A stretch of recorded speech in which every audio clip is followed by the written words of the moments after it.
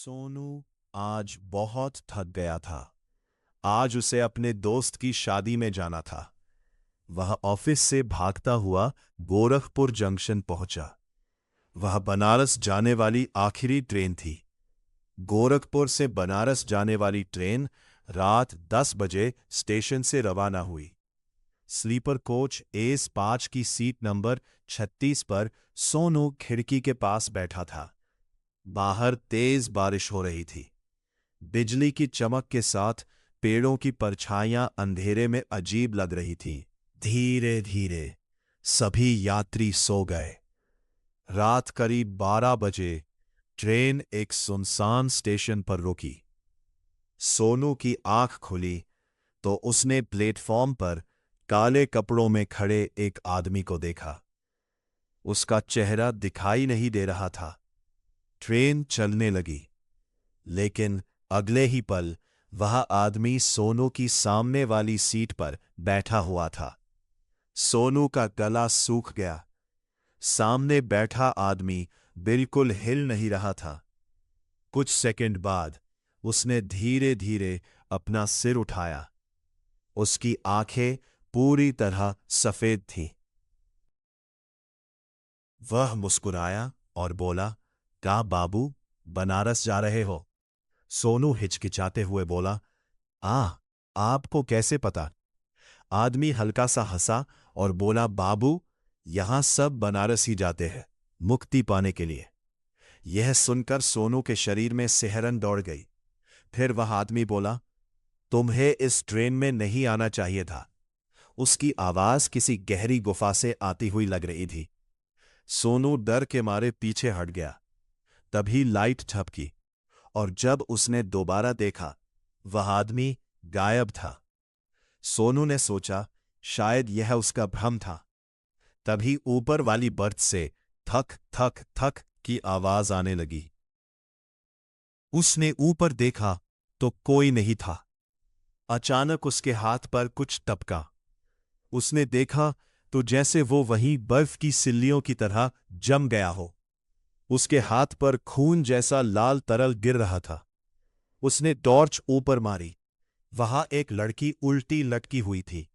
उसके लंबे बाल नीचे झूल रहे थे। उसकी गर्दन टेढ़ी थी और वो बिना पलक झपकाए सोनू को घूर रही थी। अचानक पूरे डिब्बे की लाइट बंद हो गई। तभी सोनू की आंख खुल गई। चारों तरफ घना अंधेरा छा गया। लोगों के खर्राटों की आवाज भी बंद हो गई। पूरा कोच कब्रिस्तान जैसा शांत हो गया। तभी किसी ने सोनू के कान में फुसफुसाकर कहा, "भाग जाओ।" सोनू ने घबराकर पीछे देखा, लेकिन वहां कोई नहीं था। तभी अंधेरे में कई लाल आंखें चमकने लगी।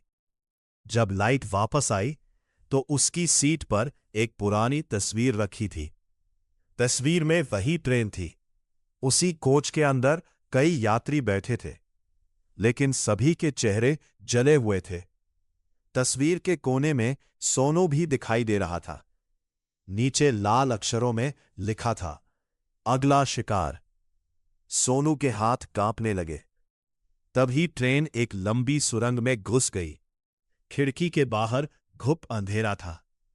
अचानक ट्रेन की रफ्तार कम होने लगी। सुरंग के बीच में ट्रेन रुक गई। बाहर से किसी के रोने की आवाज आने लगी। ऐसा लग रहा था जैसे सैकड़ों लोग एक साथ रो रहे हों। पूरे डिब्बे में सर्द हवा फैल गई। सोनू ने इधर उधर देखा तो उसकी चीख निकल गई।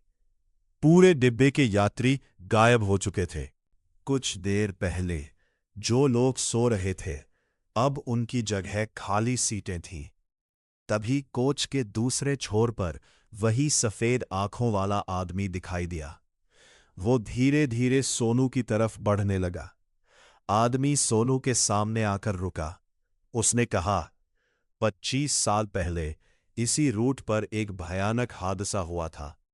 पूरी ट्रेन नदी में गिर गई थी। सैकड़ों लोग मारे गए थे। उनकी आत्माएं आज भी इस ट्रेन में भटकती हैं।" यह सुनकर सोनू का खून जम गया।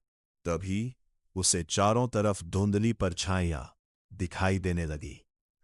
अचानक ट्रेन एक अजीब स्टेशन पर रुकी। बाहर लगे बोर्ड पर लिखा था, अंतिम पड़ाव। यह नाम सोनू ने कभी नहीं सुना था। प्लेटफॉर्म पर हजारों परछाइयां खड़ी थीं। सभी की आंखें लाल थीं। वे धीरे धीरे ट्रेन की तरफ बढ़ रही थीं। तभी सफेद आंखों वाला आदमी बोला, अगर सूर्योदय से पहले नहीं निकले तो तुम भी यही रह जाओगे। सोनू ट्रेन से कूदकर भागने लगा। पीछे से सैकड़ों आत्माएं उसका पीछा कर रही थीं। चारों तरफ चीखें गूंज रही थीं। अचानक किसी ने उसका पैर पकड़ लिया।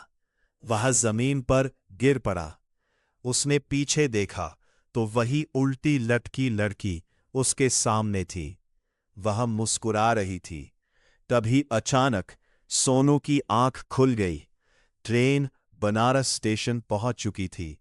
उसने राहत की सांस ली, लेकिन जब उसने अपनी जेब में हाथ डाला तो वही पुरानी तस्वीर वहां रखी थी, और तस्वीर में अब उसका चेहरा भी बाकी आत्माओं के बीच दिखाई दे रहा था।